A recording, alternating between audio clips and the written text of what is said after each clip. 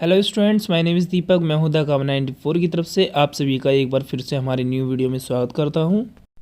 हम हिंदी भाषा के ऊपर एक पूरी प्लेलिस्ट बनाएंगे जिसके अंदर हिंदी भाषा की सारी के सारे टॉपिक्स लिखे होंगे। तो ये हमारा पहला टॉपिक है जिसका नाम है वर्ण और वर्णमाला। तो चलिए शुरू करते हैं बिना किसी देरी के। सबसे पहला टॉपिक है हमारा वर्ण। वर्ण किसे कहा जाता है? हिंदी भाषा की सबसे छोटी इकाई को वर्ण कहा जाता है।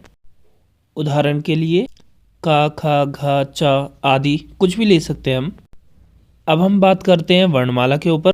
वर्णों के व्यवस्थित समूह को वर्णमाला कहा जाता है, यानी कि आ से लेके ज्ञा तक जब हम पूरी तरीके से ए आ से ना लिखते हैं तब उसको वर्णमाला कहा जाता है। और हिंदी भाषा की वर्णमाला के अंदर 52 वर्ण हैं। अब हम बात करते हैं वर्णों के कितने प्रकार होते हैं। तो वर्णों के 5 प्रकार होते हैं। पहला है हमारा मूल या मुख्य वर्ण। इसके अंदर टोटल 44 वर्ण होते हैं जिसमें 11 स्वर और 33 व्यंजन है। इसके अंदर अंग आ, डा, डा, छ, त्रा, ज्ञा और श्रेय को जोड़ा नहीं जाता। दूसरा है उच्चारण के आधार पर कुल वर्ण।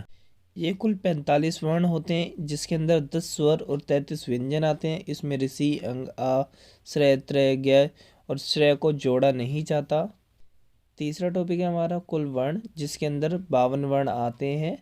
इसमें 13 स्वर और 39 व्यंजन होते हैं। चौथा है लिखने के आधार पर कुल वर्ण। ये कुल मिला के 52 वर्ण होते हैं। इसके अंदर भी 13 स्वर और 39 व्यंजन होते हैं। पांचवा है हमारा मानांक वर्ण। ये भी 52 वर्ण होते हैं। इसके अंदर भी 13 स्वर और 39 व्यंजन होते हैं। वर्णमाला 2 प्रकार की होती है, पहला स्वर और दूसरा व्यंजन। इन दोनों को मिला के ही वर्णमाला बनती है।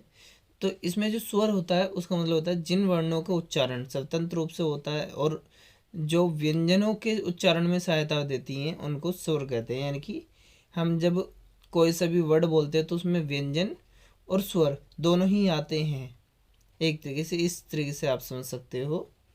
तो अब बात करते हैं इसमें जो स्वर है वो 3 प्रकार के होते हैं। पहला हास्य स्वर, दूसरा दीर्घ स्वर और तीसरा होता है लुप्त स्वर। तो सबसे पहले हम बात करेंगे हास्य स्वर के ऊपर। सबसे पहले बात कर लेते हैं हास्य स्वर के ऊपर। जिन वर्णों के उच्चारण में कम से कम समय लगता है वह हास्य स्वर कहलाते हैं। नंबर 2 पे बात कर लेते हैं दीर्घ स्वर के ऊपर। जिन स्वरों के उच्चारण में हास्य स्वर से 2 गुना समय लगता है वह दीर्घ स्वर कहलाते हैं। और तीसरा है हमारा लुप्त स्वर। जिन वर्णों के उच्चारण में दीर्घ स्वर से भी अधिक समय लगता है वह लुप्त स्वर कहलाते हैं। अब हम बात करेंगे व्यंजन के ऊपर। जिन वर्णों के उच्चारण के लिए स्वरों की आवश्यकता होती है उन्हें व्यंजन कहते हैं। व्यंजन टोटल मिला के 39 होते हैं। व्यंजनों के 3 प्रकार होते हैं। उसमें सबसे पहला है स्पर्श व्यंजन। इन्हें 5 वर्गों में रखा गया है। हर वर्ग में 5-5 व्यंजन है। हर वर्ग का नाम उनके पहले वर्ण के अनुसार रखा गया है। कुछ उदाहरण के द्वारा आपको ये समझाया गया है, जैसे कि का वर्ग, चा वर्ग, टा वर्ग, ता वर्ग और पा वर्ग कौन से हैं और इसमें क्या क्या आएगा। दूसरे नंबर का व्यंजन हमारा अंत स्वस्थ व्यंजन, ये र, ल, व, इसमें ये चारों ही आते हैं। उसके बाद तीसरे नंबर पे आता है ऊष्म व्यंजन जिसमें आता है से है और से। और नोट करने वाली बात यह है कि संयुक्त व्यंजन नाम से भी एक चीज़ होती है जिसके अंदर वैसे तो यहाँ भी 2 या 2 से अधिक व्यंजनों को मिलाकर एक तीसरा नया व्यंजन बनाया जाता है जिसको संयुक्त व्यंजन कहते हैं। संयुक्त व्यंजन के अंदर श्रेय, त्रय और ज्ञ और श आता है। इसके एग्जाम्पल मैंने नीचे दे रखे हैं, तो इनको आप अच्छे से ध्यान से देख लो और समझ लो, क्योंकि इन्हीं से आगे के आगे टॉपिक बनते चले जाते हैं।